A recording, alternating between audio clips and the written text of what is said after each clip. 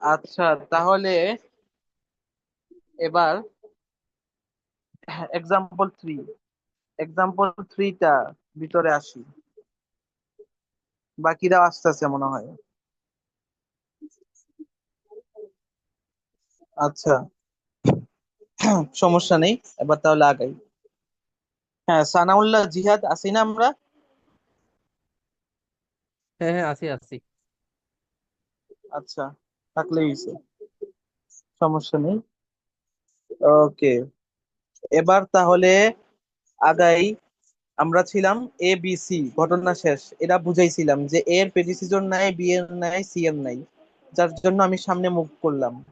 ওকে, তো এখন এবার এবার আমরা দেখবো যে ডি, এবার ডি এ মুভ করছি, মানে এ বি সি এর আগে কোনো ঘটনা নাই, প্রিডিসিসর নাই, যার জন্য আমি আর কারো উপর নির্ভর করব না, সামনে বাড়বো। এ ঘটনা গেছে উপরে, যার জন্য 1 2। বি ঘটনা গেছে মাঝখানে, তো হয়েছে 1 3, 1 2, তারপরে 3।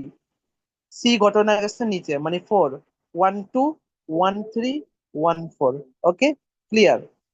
ওকে, এবার আসি, ডি এর প্রিডিসিসর কত ছিল? এ, যার জন্য ডি ঘটনা মানে ডি অ্যাক্টিভিটিসটা হয়েছে এর উপর বেস করে, এর জন্য ডিটা সামনে ফ্লো করছে, এর পরেই ডিটা ফ্লো করছে, মানে ডি এর প্রেডিসিসর হলো এ।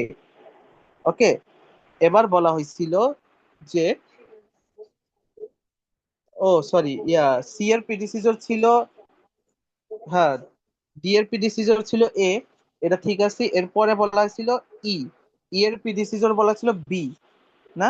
ই এর প্রেডিসিসর যদি বি বলা থাকে, এর মানে কি? এটা মাঝখান থেকে ফ্লো হবে না? মানে ই এর প্রেডিসিসর যদি বি বলা থাকে, তাহলে আমার বি এর পরেই ই এর লাইনটা যাবে, এর জন্য এটা মাঝখান দিয়ে আমার ড্র করছি। এর মানে উপরেরটা গেছে যদি, ডিটা গেছে 1 2 3 4 5, তারপরে হবে 1 3, তারপর 5-এর পর হয়েছে কত? 6, মানে 6 আমি মার্ক করে দিলাম। ওকে, এবার আসি এফ, এফটার প্রিডিসিসর কত ছিল? বি, এফ এর প্রিডিসিসর ছিল বি, বিটা কিভাবে হয়েছে?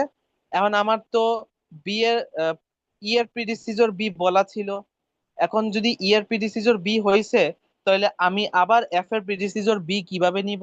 মানে এফ এর আগের রেখা আমার বি কিভাবে হবে?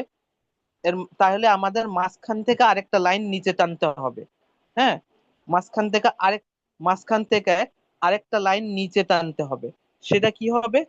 এফ এর প্রেডিসিসর তাহলে যদি বি হয়, তাহলে আমাদের এইখান থেকে 3 নাম্বার যে আমার ইভেন্ট আছে, এখান থেকে আরেকটা লাইন নিচে ড্র করে দিতে হবে, মানে আরেকটা লাইন এখানে ফ্লো হবে।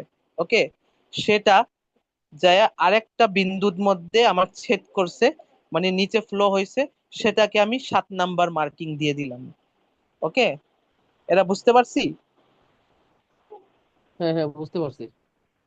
আচ্ছা, তারপরে আমার এফ গেল, এফ এর পরে ছিল জি, জি এর প্রিডিসিসর ছিল কত? সি, মানে আমার নিচের নিচের রেখার উপর নির্ভরশীল। সি এর পর মানে আমার জি, মানে জিটা ফ্লো হবে কিসের উপর বেস করে? সি এর উপর। এর জন্য আমি জিটা নিচে আমি সি এর পরে এঁকে দিলাম। এটা 6-এর পর, তারপরে কত মার্কিং দিব আমি? যেখানে থাকবে সেটা হবে 7, এজন্য এটাকে আমি 7 নাম্বার মার্কিং করে দিছি। ওকে, তারপরে দেখি, জি এর পরে হবে এইচ, এইচ বলছে। এইচ এর প্রেডিসিসর কত? ডি, এইচ এর প্রেডিসিসর কত? ডি, ডিটা কোথায় আছে? উপরে না? ডিটা কোথায় আছে? উপরে না? আমার এজন্য ডি এর উপর বেস করে আমার এইচটা মুভ করবে, এই জন্য আমার এইচটা ফ্লো হয়েছে উপরে, ডি এর পরে। তো আমার 7-এর পরে কত যাবে? 7-এর পরে যাবে 8, 7-এর পরে আমার তাহলে 8 নাম্বার হবে ঘর, তো ওকে আমি 8 নাম্বার মার্কিং করে দিলাম। হ্যাঁ, এখন যেহেতু 8 নাম্বার কানেক্টেড হইতে হবে, কানেক্টেড যদি করা লাগে, তাহলে আমার 6 নাম্বারের সাথে এভাবে আমার লাইন এঁকে দিতে হবে। এটা কিভাবে হবে তারপরে আসতেছি। তারপরে দেখি, আমরা এইচ বুঝলাম, এইচ এর পরে হবে আই, আই এর প্রিডিসিজর কত? ই। আই এর প্রিডিসিজর কত? ই। আমার যদি ই আমার প্রিডিসিজর হয়, আই এর প্রিডিসিজর ই হয়, তাহলে আমার এটা কোথায় ফ্লো হবে? 6 থেকে 8-এর মধ্যে ফ্লো হবে। ওকে, মানে আমার মাঝখান থেকে উপরে যাবে, মাঝখান থেকে উপরে যাবে। হ্যাঁ, আমার ই থেকে আই যদি যাই তাহলে আমার 8 নম্বরে উপরে ফ্লো হবে, কারণ আই এর প্রিডিসিজর মানে আই এর আগের রেখা ছিল ই। এর জন্য আমার উপরে ই এর আই এর প্রিডিসিজর ই হিসেবে আমার উপরে 8 নম্বরে গিয়ে এটা লাইনটা উপরে চলে গেছে। আচ্ছা, তারপরে বলা হয়েছে আই এর পর জে। জে বলা হয়েছে, জে এর প্রিডিসিজর হলো এইচ আর আই। আচ্ছা, জে এর প্রিডিসিজর এইচ আর আই দুইটা হইতে হবে, মানে দুইটা মিলে একটা লাইন হবে।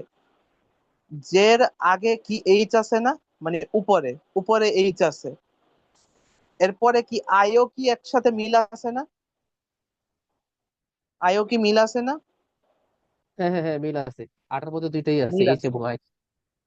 এইচ আর আই, ইয়েস। এইটার প্রেডিসিজন আমার এইচ আর আই, ওটার উপর বেস করে মানে আমার এটা উপরের থেকে নিচে নেমে গেছে। তারপরে যে পরে কি বলা হয়েছে? কে। কে বলা হয়েছে, কে এর প্রেডিসিজর কত? এফ আর জি। কে এর প্রেডিসিজর হলো এফ আর জি। আচ্ছা, এফ আর জি আমার একটা ইভেন্টের মধ্যে ঠেকছে, সেটা হলো 7 নাম্বার পয়েন্ট। সেটা হলো 7 নাম্বার পয়েন্ট, এফ আর জি। ওকে, সেটা আমার 7 নাম্বার পয়েন্টে ঠেকছে। এফ ও একসাথে আছে, জিও একসাথে আছে, একটা ইভেন্ট ঠেকছে।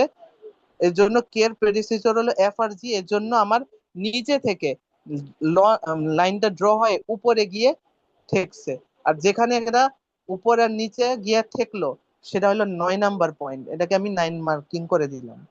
ওকে, তো এভাবে করে আমার একটা নেটওয়ার্ক ডায়াগ্রাম এঁকে ফেললাম। এবার এটা থেকে পাথ বের করব। পাঁচটা কি? ওই যে 1, 2, 5, 8, 9 উপরেরটা। আবার বলি উপরেরটা, 1, 2, 5, 8, 9 উপরের। এবার হইলো মাঝের লাইন গুলা কেমনে? 1, 3, 6, 8, 9 এভাবে হবে, 1, 3, 6, 8, 9। তারপরে হইলো 1, 3, 7, 9, 1, 3, 7, 9। এই যে এভাবে এভাবে করে একটা একটা লাইন ফ্লো হইতেছে। তারপরে লাস্টের যে একটা লাইন আছে 1, 4, 7, 9, নিচের লাইন হলো 1, 4, 7, 9। এভাবে করে আমি 4টা পার্ট পেয়ে গেছি। বাট যেহেতু ডিউরেশন নাই এর জন্য আমি ডিউরেশন লিখি নাই। ওকে, টাইম ডিউরেশন দেওয়া নেই, জাস্ট খালি আমি পার্টটা চিহ্নিত করছি। ওকে।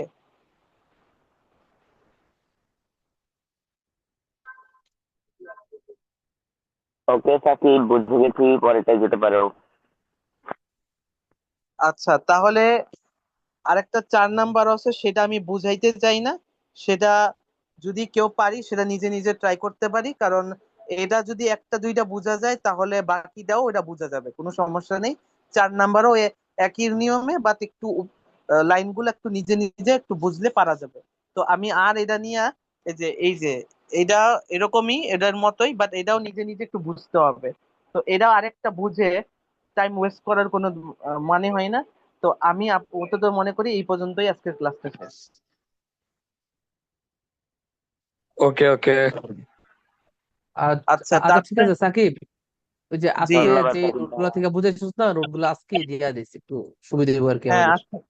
হ্যাঁ, যেদিনের ক্লাস হবে সেদিনেরটা সেদিনই নোট প্রোভাইড করা হবে, কোনো সমস্যা নেই। আর শোয়েব হ্যাঁ, থ্যাংক রেকর্ডিংটা ইউ। অফ করতে